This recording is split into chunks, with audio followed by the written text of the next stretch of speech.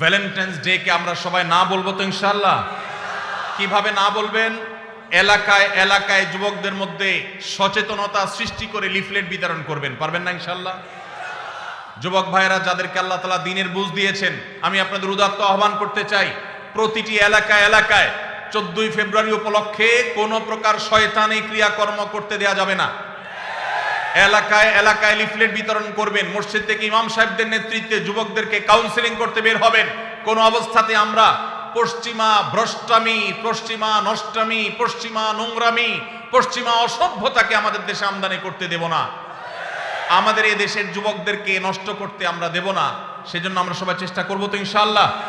এই জন্য আপনার স্কুলে, আপনার কলেজে যারা হালাল সম্পর্কে বিশ্বাসী, যারা মুসলমান, যারা এই দেশীয় সংস্কৃতিতে বিশ্বাসী, ভিনদেশী সংস্কৃতিকে যারা গা মাখাতে চায় না, সেই যুবকদেরকে আমি বলতে চাই, আপনারা আপনাদের শিক্ষা প্রতিষ্ঠানে বিভিন্ন জায়গায় আপনারা লিফলেট বিতরণ করেন, জনসচেতনতা সৃষ্টি করেন, যুবকদের মধ্যে দাওয়াতি অভিযান চালান। আমরা যদি অলিতে গলিতে 13ই ফেব্রুয়ারি 12ই ফেব্রুয়ারি থেকে দাওয়াতি কাজ চালাই, ইনশাআল্লাহ রাস্তাঘাটে অলিতে গলিতে যেখানে সেখানে এইসব নোংরামি, এই সমস্ত অসভ্যতা, এইসব দৃশ্য আমাদের দেখতে হবে না ইনশাআল্লাহ। আর যদি মনে করেন যে না আমি নিজে বাঁচলাম, আমার আর দেখার দরকার নাই, তো আপনার সন্তান, আপনার ভবিষ্যৎ বংশধর, তাদেরকে আপনি জাহান্নামে রেখে যাচ্ছেন, মনে রাখবেন। তাদের জন্য ভালো পরিবেশ দরকার আছে না নেই? যদি ভালো পরিবেশের দরকার হয়, তাহলে সেক্ষেত্রে আমাদের নড়ে চড়ে বসতে হবে, দায়িত্বশীল ভূমিকা পালন করতে হবে। শুধু ওয়াজ শুনে গেলে হবে না। আমি আইন হাতে তুলে নিতে বলছি না, খবরদার কেউ আইন হাতে তুলে নেবেন না, কিন্তু এলাকায় এলাকায় এই নষ্টামি যারা করে তাদেরকে আগে থেকে দাওয়াত দিবেন, অন্যায় কাজ থেকে, অসৎ কাজ থেকে বাধা প্রদান করবেন। কারা কারা রাজি আছেন হাত তোলেন দেখি। আল্লাহ আমাদের সবাইকে এই নষ্টামি বন্ধ করার তৌফিক দান করুন। আপনারা সবাই জানেন আমাদের দেশে এক শ্রেণীর ব্যবসায়ী আছে যারা বিদেশ থেকে এদেশে ব্যবসা করবার জন্য এসেছে। এই বিদেশ থেকে ব্যবসা করতে আসা কোম্পানিগুলোর মধ্যে থেকে আপনারা দেখেন ক্লোজ আপ একটা ব্র্যান্ড আছে না? এই ক্লোজ আপ ইউনিলিভারের এই ব্র্যান্ড, তারা আমাদের দেশে এই নষ্টামিকে সবচেয়ে বেশি প্রতিষ্ঠা করবার জন্য টাকা পয়সা খরচ করে। প্রতি বছর দেখবেন তারা ক্লোজ আপ কাছে আসার গল্পের কথা শোনাতে বলে।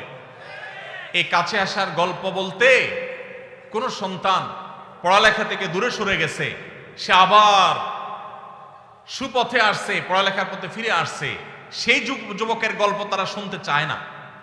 কোন যুবক বাবা মার সাথে রাগারাগি করে বাসা থেকে বের হয়ে চলে গেছে, সে আবার বাবা মার কাছে আসছে, সেই সচ্চরিত্রবান যুবকের গল্প তারা শুনতে চায় না। কোন স্বামী তার স্ত্রীর সাথে অভিমান করে সরে গেছে, দূরে চলে গেছে, আবার তারা স্বামী স্ত্রী মিলেমিশে গেছে, ভুল সবাই একে অন্যটাকে স্বীকার করে নিয়ে তারা আবার থাকা শুরু করেছে। এই যে কাছে এসেছে, একটা সংসার ভাঙার পর আবার জোড়া লেগেছে, এই কাছে আসার গল্প তারা বলে না। তারা কোন কাছে আসার গল্পের কথা বলতে চায়? তারা বলতে চায় আমাদের যুবকরা হারামের কাছে, জাহান্নামের কাছে, অবৈধ রিলেশনের কাছে যাওয়ার গল্প যেন শোনায় সেজন্য। তাহলে এরা কি আমাদের বন্ধু না শত্রু?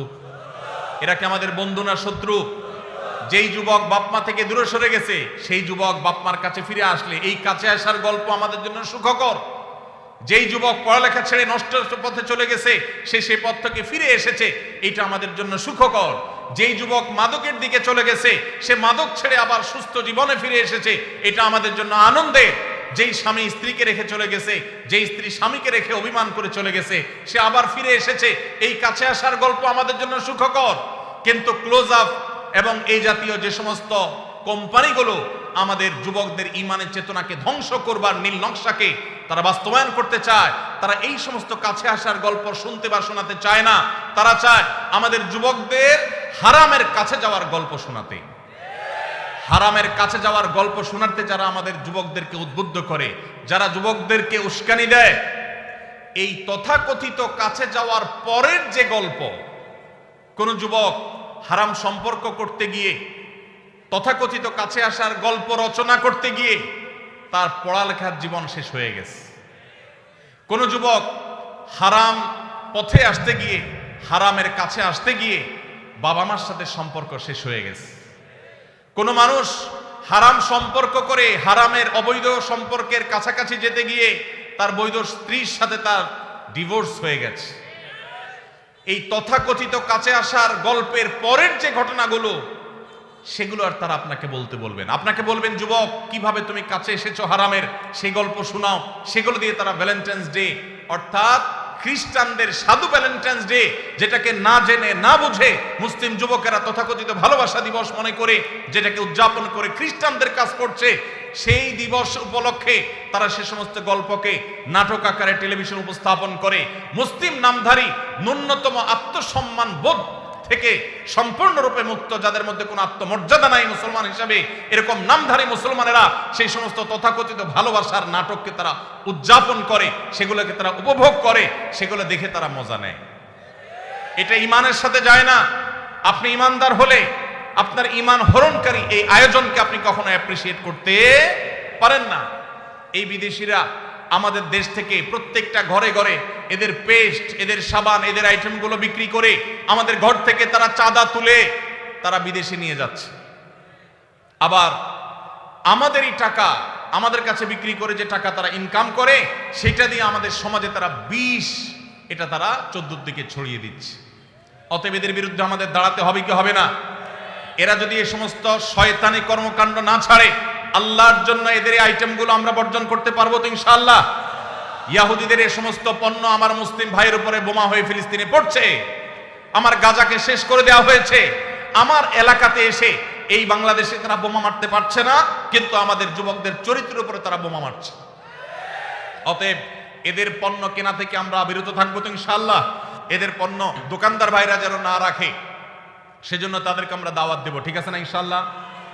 দোকানে দোকানে দিয়ে ভাইদের হাত পা ধরবো, আমার দেশি পণ্য মান একটু খারাপ হোক, দাম একটু বেশি হোক, তারপরে সেটা বিক্রি করবা। আমরা এই সমস্ত বিদেশি জিনিস কিনবো না, বিক্রি করব না। চেষ্টা করা যাবে না ইনশাআল্লাহ? আমরা দোকানে দোকানে দাওয়াতি কাজ করবো তো ইনশাআল্লাহ। আল্লাহ তাআলা আমাদের যুবক ভাইদের চরিত্রকে হেফাজত করবার তৌফিক দান করুন। ভাইরা আমার, চরিত্র এমন এক জিনিস, একবার যদি আপনি নষ্ট করে ফেলান, তওবা করে ফিরে আসলে আল্লাহ তাআলা মাফ করবেন ঠিকই, কিন্তু আপনার সচ্চরিত্র রাখার যে একটা তৃপ্তি, ওই তৃপ্তি আর কখনো ফিরে আসে না।